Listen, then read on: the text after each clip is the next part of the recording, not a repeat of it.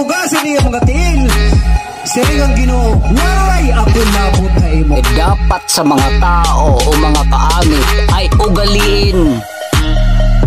ugaliin nila na walang pagtatalo or without controversy.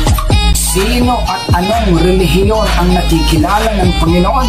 Ayon sa nasusulat, nakikinig sa akin ang aking mga tropa, nakikilala ko sila. Amen.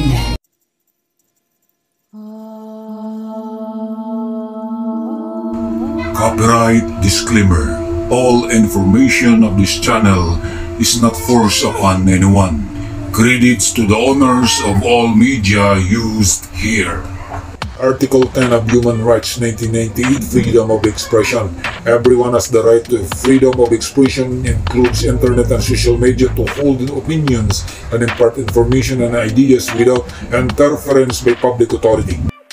Ngayon, ang tanong, papaano natin malalaman ang pagkakakilanlan ng tunay na isinugo ng Panginoon at kung saan naka-address ang mga iniaaral ni Kristo?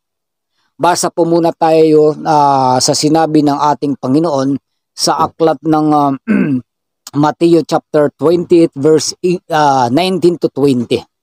Ganito po ang nakasulat doon.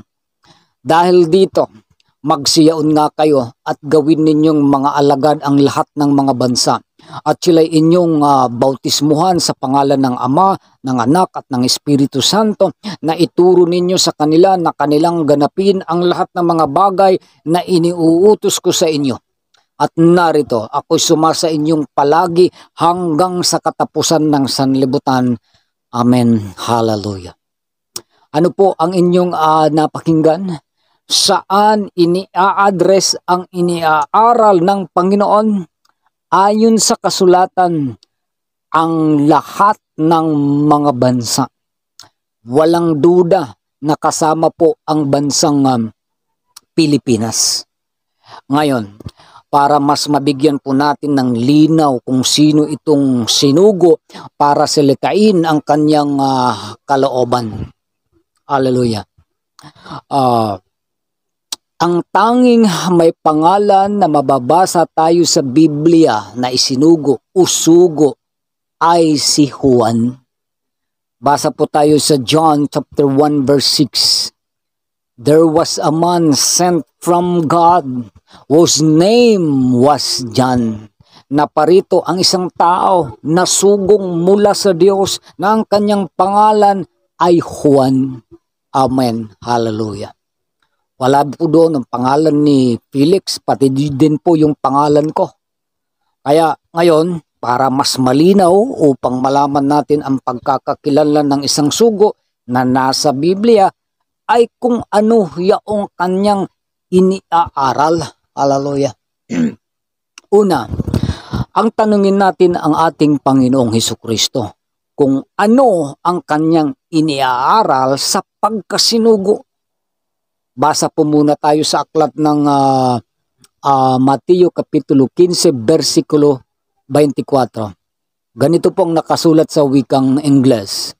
But he answered and said, I am not sent but unto the lost sheep of house of Israel. Datapat siya'y sumagot at sinabi, hindi ako sinugo kundi sa mga tupang nangaligaw sa bahay ni Israel. Amen. Hallelujah. Sa makatuwid, ang pagkasinugo ng ating Panginoon ay doon lamang para hanapin ang mga tupang nangaligaw sa bahay ni Israel. Tanong, paano malalaman ng mga tupang ligaw ang mga iniaaral ng Panginoon sa kanyang pagkasinugo? Basa ulit tayo, huwag tayong lalabas sa Biblia. Lucas chapter 4 verse 43. And he said unto them, I must preach the kingdom of God to other cities also, for therefore I am sent.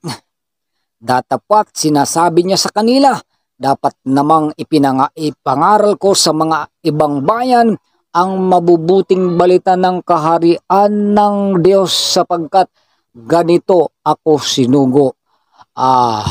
Amen. Hallelujah. Ano po ang inyong napakinggan? Ano ang pagkakakilanlan sa mga sinugo ng Diyos? Malinaw na sinasabi ng kasulatan, hanapin ang mga tupang nangaligaw at ipangaral sa kanila ang kaharian ng Diyos. Amen. Hallelujah.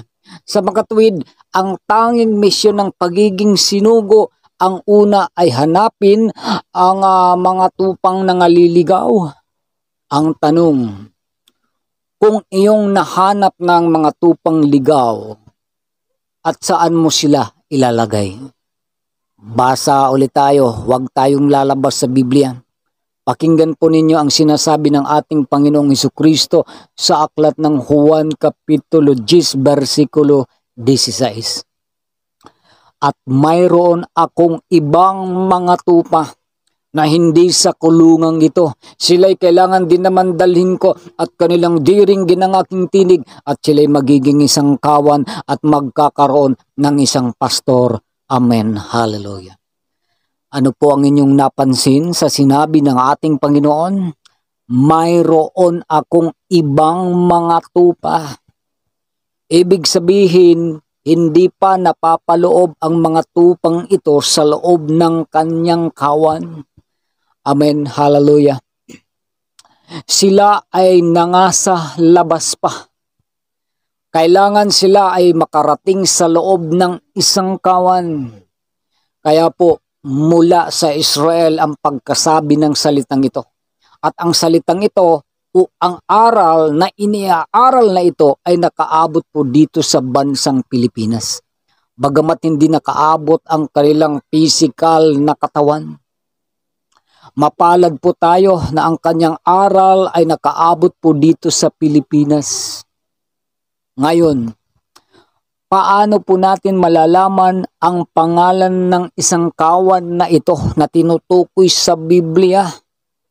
Sa makatuwid, ang tumpak na tamang pangalan ng isang kawan na nasa Biblia ay siya rin na dapat na pangalan sa ating panahong kasalukuyan.